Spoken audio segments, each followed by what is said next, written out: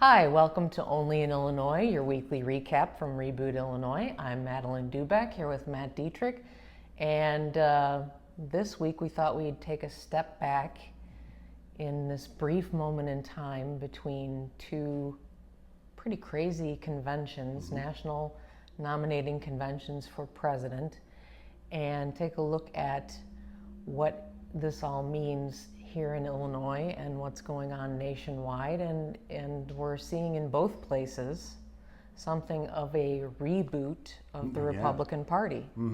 Yeah, and the Republican convention just wrapped up, and I think everybody's kind of, we've probably had enough. You've probably seen enough of this on the video, but we thought this would be a good time to take a look at just how we got here on the Republican side. We'll deal with the Democrats next week, although I don't know how their show is going to compare with what went on this week in Cleveland. But if you go back 13 months ago when Donald Trump announced his candidacy, everybody really thought it was a joke. I mean, they thought, and I thought so too. Well, not everybody. Well, a lot of us did, I'm sorry.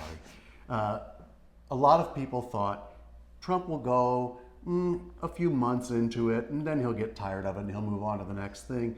And then as the year progressed, then the thinking sort of went, well, when the Iowa caucuses are over and the New Hampshire primary is over, then Trump will be cast off to the side. And that never happened. And he only gained momentum. And I can remember back in November down in Springfield when Trump appeared there at the Prairie Capital Convention Center. That's the arena where they have the governor is sworn in and all those big ceremonies. And they set a record there. They packed it. They had more than 10,000 people at this thing, and it was wild.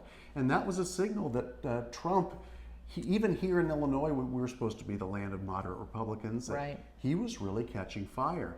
And then we moved up through March, and when the Illinois primary happened on March 15th, there was still a lot of talk about Stop Trump, the Stop Trump movement. And there was a lot of talk about Illinois, which elected Mark Kirk, the most moderate Republican in the Senate, that we would be where it stops for Trump. And this is where the nation's going to get its senses back. That never happened. Midwest sensibility.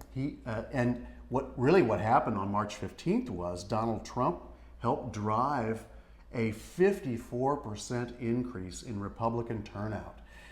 You had 1.46 million Republicans cast ballots that day. Donald Trump ran away with it. And so what we have ended up with now, you had about 3-4 months worth of trepidation from the Trump delegates that they'd get to the convention and there would be all this disloyalty and they would try to take away the nomination from Donald Trump. So what you had this year, which was so unusual, is you had a convention that was starting where it wasn't a foregone conclusion of who the candidate was going to be, even though that cleared up pretty quickly. But what you also had were party officials, party leaders from lots of states, not just Illinois. Establishment Republicans. Who did not back the presumptive nominee. Especially in Illinois, we had no governor at the convention, no U.S. senator at the convention. There's your two top Republican officers holders. No former governors at the convention, and I've been to a few where there's plenty of former governors around, and a couple of party leaders, and then the rest of the delegation really was people who'd never participated in the political process before. And this was a kind of an opportunity for the establishment Republicans to bring in a lot of people into the party because by and large the Trump delegates were newcomers. They hadn't done this before. And if there was a message from this election cycle on both sides really, with Donald Trump and also with Bernie Sanders, there's a lot of discontent out there with the established party, the party establishments. There's a revolt going on both sides. There sure is. So we'll see whether that plays out next week. It may be more interesting than you expect. Now, we're going forward. The Republican convention is over. Donald Trump is the nominee. Now the big question in Illinois is, what's the Trump effect going to be? Does that help or hurt? because here you have this epic struggle between Bruce Rauner, who's trying to revitalize the Republican Party, and House Speaker Michael Madigan, Right. who is determined to prevent him from doing so. And who is the Democratic Party chairman of the state of Illinois. So the question is, will Donald Trump being at the top of the ticket, will that help or will it hinder the down ballot candidates?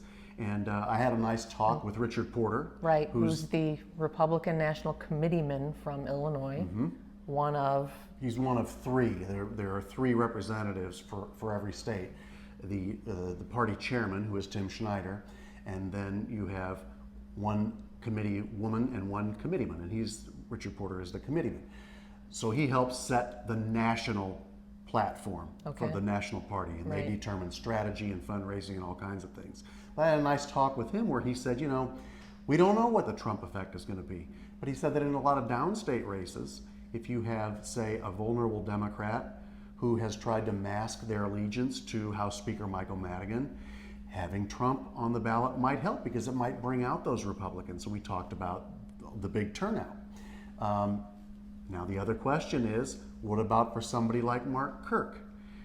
Right. The Duckworth campaign is already doing everything it possibly Absolutely. can to link him to Donald Trump. And he's done everything he possibly can to distance himself.